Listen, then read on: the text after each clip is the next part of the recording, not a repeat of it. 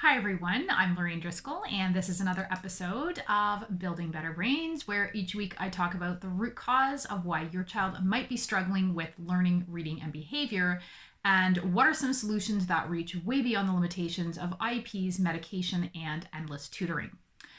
So I'm going to be doing a little series in the next bit on what is coming up constantly and so rarely gets addressed when it comes to kids who are struggling, particularly with learning disabilities and dyslexia, but also with autism, with ADHD, with behavior issues, when kids are struggling and they feel like they're different from the other kids. And it's low self-esteem. Like, what can we do whenever your child is struggling with low self-confidence, low self-esteem? There is seriously nothing worse for a parent whenever their child is already struggling, mom and dad already see it, and they come home from school or they've had a bad day and they say, I'm stupid, I'm dumb, I'm bad, the teacher doesn't like me, other kids hate me, right? To see that just total erosion of self-confidence and self-esteem is absolutely devastating for a parent to witness that in a child so young. And what I think is so heartbreaking and frustrating for parents is that it's not something you can just take away. Like, you can't, we've all done it where we say, no, you're not, and you're so smart or whatever. And our kids don't really believe us, right? Like, it doesn't matter how many times we tell them they're smart or they're a good kid or they have this disorder. As far as they're concerned, they're somehow less than the rest of the kids. And I feel like that's just something we don't talk about enough in terms of addressing it with kids who are struggling with ADHD and learning disabilities and so forth. And we don't talk about it being really a part of the disorder. We hear about, dyslexia, they have a phonemic difficulty with phonemic awareness, or, with certain visual processing disorders and reading disorders, they have letter reversals. But we don't talk about they have low self-esteem, that's a part of the disorder. Rarely do people get away with, that not impacting them.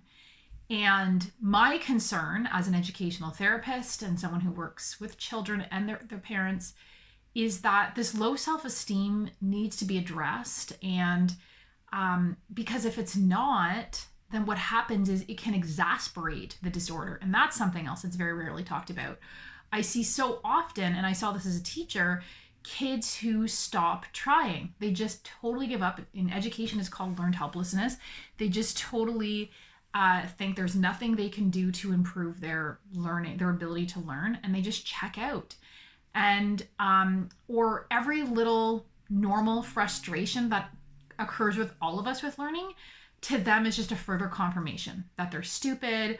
Or, if something goes down in the schoolyard and a fight or whatever, or disagreement, it confirms to maybe the child who has ADHD or difficulty socializing that there's something innately wrong with them. And so they constantly are feeling victimized. And I really feel like low self-esteem among this is kind of like the silent, I don't want to, I guess, epidemic, not really, but problem that is just a common thread through all of these disorders that is so rarely talked about, and it can have such an impact on a child's future. We all know that, right? That's, I think, every parent I talk to, they tell me, I say, what if you could wave a magic wand, what would you like to see improve in your child's life? And they might say things like, I wish they could focus better, I want them to read better and read at grade level. But one of the things that parents almost always say to me is, I want to restore his confidence. I want him to feel better about himself. I want her to realize that she's just like the other kids. There's nothing wrong with her. And we know, and I think as parents, that's always what parents tell me whenever I do different calls and consults with them, is the thing that kind of keeps them awake at night is the effects of self-esteem, of low self-esteem, and where that's going to lead their children down the road. Like, in grade 1, it's one thing, it's just heartbreaking to witness. But they know that if that continues, that could lead them to hang out with a not so great crowd or make some poor choices, to get into behaviors that are self-destructive or, self-sabotage certain opportunities because they don't think that they could be successful. They don't want to experience any more failure. Just that whole idea of if I won't try, I don't have to face failure anymore. And so, they just start to attribute normal struggles in life. All of it comes back to it's because I'm different and there's something wrong with me. So I'm going to talk in the next week or so on a few different tips you can do to help address that. There's no magic wand. I'm not going to pretend to have the magic wand or magic pill to get rid of that. Ultimately, I really feel that it is addressing the root cause of why your child's struggling. But one of the first things that I want to say, and I know this is going to ruffle some feathers because it certainly ruffled some feathers with me, is that for a large part, self-esteem is earned. And that was a hard pill to swallow when I first heard that years ago. And I've since heard it by many different therapists that I really, really respect, that are quite well known. And I thought, and it's the idea that we can't give our kids self-esteem for the most part. Like, we can make them feel worthy. And obviously, children who are abused, like, I'm not talking about extreme cases like that, but, if we treat our children with love and respect, they can still have low self-esteem. And we can't give it to them by saying, you're so smart, you're so whatever. It's something that they have to acquire themselves through taking risks and challenges and experiencing success.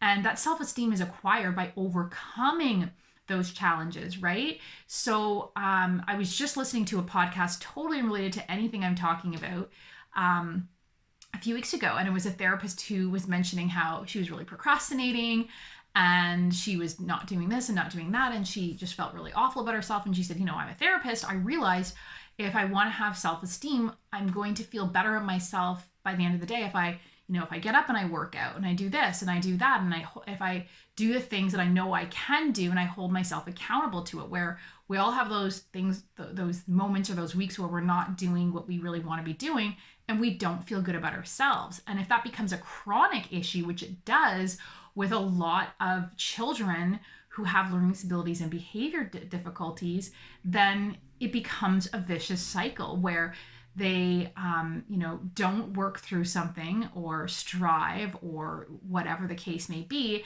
And as a result, it fuels that vicious cycle with lower self-esteem and so forth.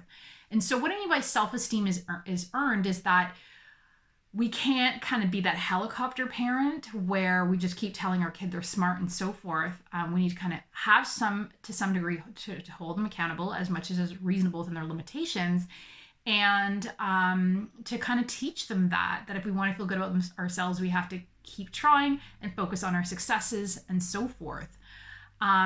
So the other thing you want to do in terms of helping them to gain self-esteem is you want to focus on what they do well. So you want to focus on, I 100% believe every single child has a gift. Every single child I've met, no matter how severe the learning disability was or whatever the case may be, they have a genius in some area. And we need to make that the focus so that the disability in whatever area it is not the focus. And work on that, on improving that aspect, but to really focus on that, to invest, maybe it's money or time or whatever it is.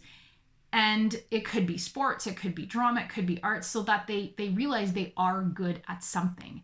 And so a lot of kids will slip into these, childlike depressions where they just want to be on their phones or their iPods or their devices or whatever. And they're not going to feel good about themselves just being on the screens all the time.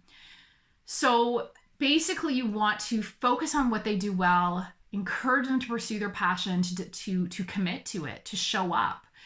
And this will help them to realize that even if it's hockey, they, might be good at it, but they still are going to encounter challenges, and they're going to experience the success that comes with, and the feelings of confidence that comes with overcoming those challenges and breaking through them and, basically achieving. And then transfer those kinds of experiences and skills and so forth into other areas that maybe they need to work on.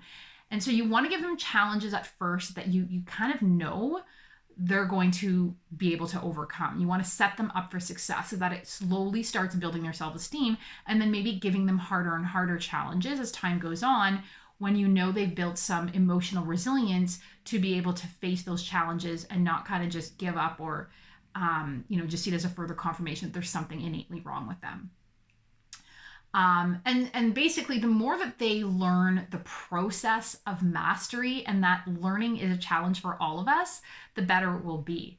And I can't stress enough also talking to your kid about how learning is hard. I do that all the time with my clients, even with my own child. When I'm learning something new, is to really point out and kind of say it out loud how I'm struggling with a certain thing, so that they understand it's not just them, it's not a disability. Learning can be hard. So I'm going to talk more about the learning dip and growth mindset and all that in another video.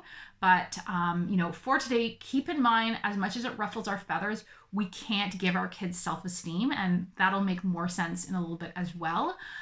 We have to help them earn that through doing certain things that are going to make them feel good and feel successful. Thanks for watching.